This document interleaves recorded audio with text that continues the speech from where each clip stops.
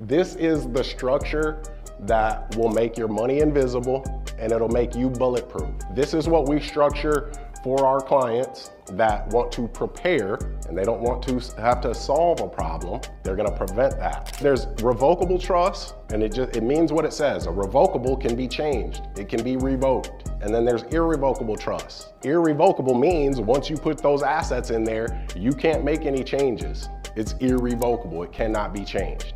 Well, I'm an entrepreneur, so I'm not afraid to admit it, I'm a control freak. We deal with revocable trust. So this way, if we add new people to the family, or if somebody gets married, or if we add new assets, we're able to mix and match and change as life changes. That's why we use revocable trust. But if you go to an attorney, they're gonna tell you that a revocable trust doesn't provide asset protection, because it doesn't.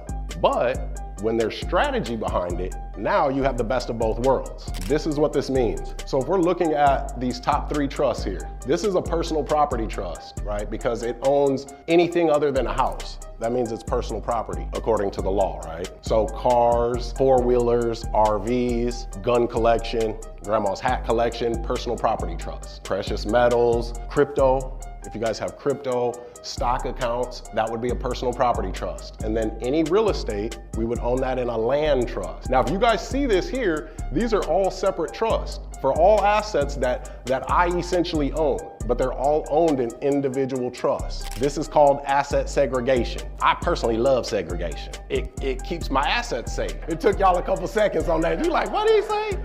Hold on now. This is what we want, right? We don't want our assets to affect or infect the other asset. So if there's a car crash in this car and it was my fault, well, now my house and my stock accounts aren't at risk because they're owned by totally separate entities. This is called asset segregation. One can't affect or infect the other.